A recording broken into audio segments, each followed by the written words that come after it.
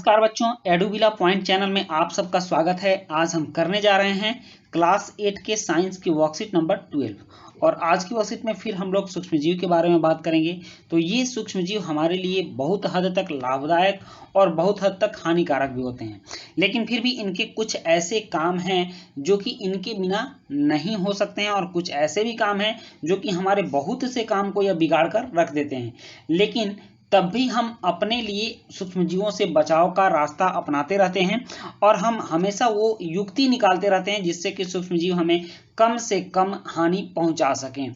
जैसे कि खाने की बातों को ही ली जाए तो हमारा खाना बहुत हद तक सूक्ष्मजीवों से ही खराब होता है। सूक्ष्मजीव अगर हम अपने खाने को खुले वातावरण में रख देते हैं तो सूक्ष्मजीव उसमें पनप जाते हैं और अपनी वृद्धि करते हैं और उनकी वृद्धि से या उनमें सूक्ष्मजीवों के पहुंचने से कई तरह के हानिकारक रसायन मिलते हैं जो हमारे भोजन को दूषित कर देते हैं, संदूषित कर देते हैं, जिससे कि हमारा भोजन खराब हो जाता है और खाने के लायक नहीं रहता है।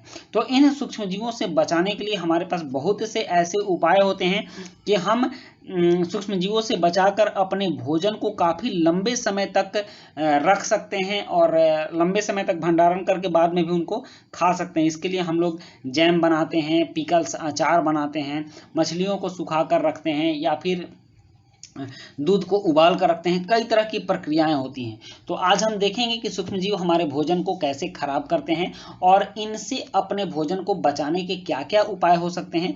आज की वर्कशीट में हम इस बात की चर्चा करने वाले हैं। तो चलिए शुरू करते हैं आज की वर्कशीट। यदि आपका सर्दी के मौसम में आम खाने का मन कर रहा हो या गर्मी के मौसम में स्ट्रॉबेरी खाने का मन कर रहा हो तो आप क्या करेंगे।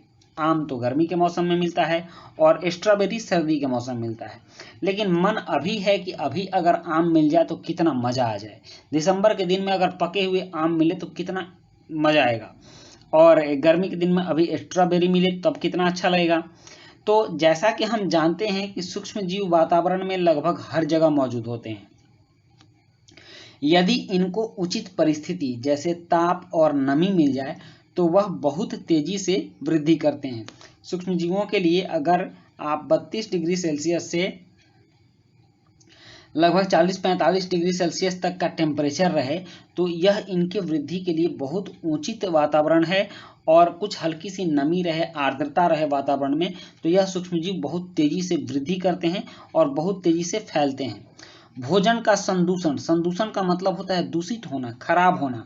तो भोजन का खराब होना एक रासायनिक अभिक्रिया है। भोजन के अंदर एक रासायनिक अभिक्रिया होती है जिससे खाने की वस्तु का रंग और स्वाद बदल जाता है और उसमें बदबू आ जाती है, वह खाने योग्य नहीं रखती। तो यह रासायनिक अभिक्रिया सूक्ष्मजीवों के चलते ही होता है, सूक्ष्मजीवों की वजह से ही होती है। तो भोजन को सूक्ष्मजीवों से बचाने के लिए हम निम्नलिखित विधियों का प्रयोग कर सकते हैं जिससे कि हम पूरा साल हर तरह का फल और सब्जी और उनसे बनी हुई चीज़ों का मज़ा ले सकें। जैसे कि आप देख लीजिए, यहाँ कुछ मछलियों के फोटो हैं। तो मछलियों को साल में वैसे तो ताज़ी मछलियाँ मिल जाती हैं, लेकिन अगर आप समुद्र के किनारे जाएंगे तो वहाँ बहुत सारी मछलियाँ सुखा कर रखी गई रहती हैं। उनको नमक लपेट कर धूप में सुखा दिया जाता है जिससे कि सुरक्षित रह जाती हैं और लोग बोरे में भर भर के उनको रख लेते हैं और फिर समुद्र में जब जाने लायक नहीं होता है या फिर घर में रखे रहते हैं, बाजार से नहीं गए, घर में रखी मछलियों को ही बनाकर खा लिए, इस तरह से वो कर लेते हैं। हम लोग पिकल्स बनाते हैं, अचार बनाते हैं। तो अचार क्या करते हैं, अचार को भी कुछ प्रोसेस्ड करते हैं और उसके बाद वो अचार भी सालों साल तक रह जाता है। जैम बनाते हैं और फलों के रस को जैम के रूप में इकट्ठा करके हम लोग कई दिनों तक, कई महीनों तक उपयोग करते हैं। उसके बाद जो दूध की 2-4 घंटे में ही खराब हो जाता है उस दूध को भी हम लोग उपचारित करके कई दिनों तक भंडारित कर सकते हैं और उसको हम लोग खाते हैं। आपने ड्राई फ्रूट्स देखा होगा, ड्राई फ्रूट्स को एयर टाइट पैकेट में रखा जाता है जिससे कि इसमें सूक्ष्मजीव प्रवेश नहीं कर पाते हैं और यह ड्राई फ्रूट्स भी एयर टाइट पैकेट में कई महीनों तक रह जाते हैं। तो चलिए हम देखते हैं कि कौन कौन सी विधियाँ हैं जिनसे कि हम अपने खाने की वस्तुओं को उचित रूप से संरक्षित कर सकते हैं। तो भोजन को सूक्ष्मजीवों से बचाव या खाद्य परिरक्षण के उपाय। खाद्य परिरक्षण मतलब खाने की वस्तुओं का रक्षण कैसे करेंगे, इसका क्या क्या उपाय है। सबसे पहले है रासायनिक उपाय। रासायनिक उपाय में कहा जा रहा है कि जीवों और सूक्ष्म जीवों से बचाने के लिए कुछ रसायन मिला देते हैं, कुछ केमिकल होता है जो कि खाने वाली वस्तुओं में मिला दिया जाता है जिससे वो खराब नहीं होते हैं, जैसे सोडियम बेंजोएट तथा सोडियम मेटाबाइसल्फाइट। इन्हें परिरक्षक कहते हैं। ये दोनों रासायनिक वस्तुएं हैं जो जिनमें खाने की वस्तुओं को मिलाने पर या इन वस्तुओं को खाने की वस्तुओं में मिलाने पर ये खराब होने से बच जाते हैं। अब कह रहा है नमक द्वारा परिरक्षण। मांस, मछली, आम को सूखे नमक से ढक देते हैं जिससे कि सूक्ष्मजीवों की वृद्धि नहीं होती है।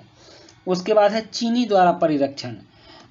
चीनी के प्रयोग से खाद्य पदार्थों की नमी में कमी आती है जो जीवाणुओं की वृद्धि को रोकती है। आपने आंवले का मुरब्बा देखा होगा, आपने बेल का मुरब्बा देखा होगा, तो बहुत से ऐसी चीज़ें होती हैं जिनका मुरब्बा बनाकर चीनी का सीरा बनाकर उसमें हम लोग उन वस्तुओं के नमी को समाप्त करके चीनी में रख देते हैं जिसको कि मुरब्बा बोलते हैं और वो कई महीनों तक चलता है।